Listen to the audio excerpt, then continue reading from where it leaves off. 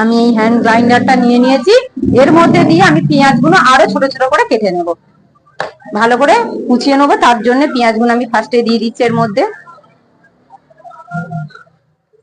দিয়ে ভালো করে এটাকে ঘোরালে, হাত দিয়ে ঘোরালে, এরকম হাত দিয়ে দিয়ে ঘুরিয়ে ঘুরিয়ে পেঁয়াজগুলোকে একদম ছোট ছোট করে কুচি কুচি করে নেব। এর বেশি বড় দিলে কিন্তু একদম কুচি কুচি করা যেত না, ওই জন্যই আমি ছুরি দিয়ে আগে ভালো করে কেটে নিলাম। নিয়ে এবারে হ্যান্ড গ্রাইন্ডারটা দিয়ে আমি ভালো করে হাত দিয়ে ঘুরিয়ে ঘুরিয়ে, দেখো কি সুন্দর, দেখো একদম পেঁয়াজগুলোকে একদম ছোট্ট ছোট করে একদম কুচি কুচি করা হয়ে যাচ্ছে। দেখো কত সুন্দর, দেখো পেঁয়াজটা আমার কুচানো হয়ে গেছে। চলো তোমাদেরকে দেখাই। দেখো একদম সুন্দর করে একদম কিন্তু পেঁয়াজটা কিন্তু একদম কুচি কুচি করা হয়েছে। একটু টমেটো পড়ে গেছিল তাই টমেটোটা দেখ একদম দারুণ, কিন্তু পেঁয়াজটা কিন্তু কুচি কুচি করা আছে। পেঁয়াজটা আমি বাটিতে ঢেলে নিলাম। টমেটো কুচি এবার করা, আবারও আমি এই বাটিটা এই মধ্যে ঢুকিয়ে দিলাম, দিয়ে এবার টমেটোটা, তাহলে এবারে টমেটোটাকে আমি দিয়ে দেবো। দেখো টমেটোটাকেও ভালো করে এরকম কুচি কুচি করে নেব।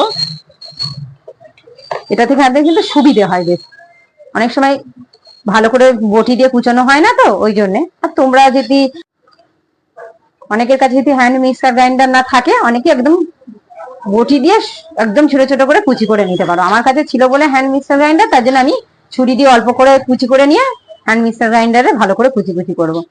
দেখো সুন্দর করে কিন্তু কুচানো হয়ে যাচ্ছে টমেটোটা।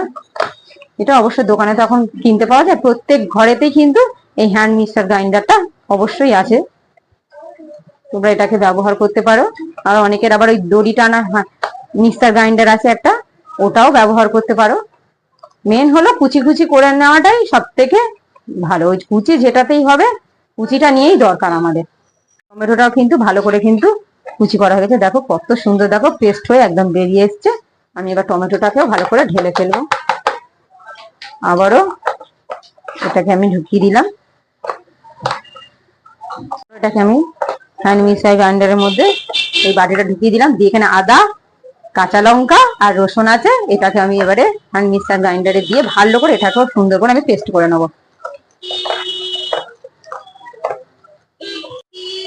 দেখো আমার কিন্তু আদা রসুন কাঁচা লঙ্কাটা সুন্দর করে একদম পুরো কুচনো হয়ে গেছে। এটাকে আমি এবার বাটিতে ঢেলে নেবো। দেখো আদা রসুন কাঁচা লঙ্কাটা সুন্দর করে একদম কিন্তু ভালো করে কিন্তু পেস্ট করে নিয়েছি। তাহলে চলো এবার সয়াবিনটা তোমাদের দেখায়। সয়াবিনটা সিদ্ধ করতে দিয়ে গেছিলাম, দেখো সয়াবিনটা কিন্তু ভালো করে কিন্তু সিদ্ধ হয়েছে। সয়াবিনটাকে আমি দিয়ে দেবো এই হ্যান্ড মিক্সার গ্রাইন্ডারের মধ্যে, দিয়ে আমি এটাকেও ভালো করে কুচিয়ে নেবো। আমার কাছে হ্যান্ড মিক্সার গ্রাইন্ডার আছে বলেই আমি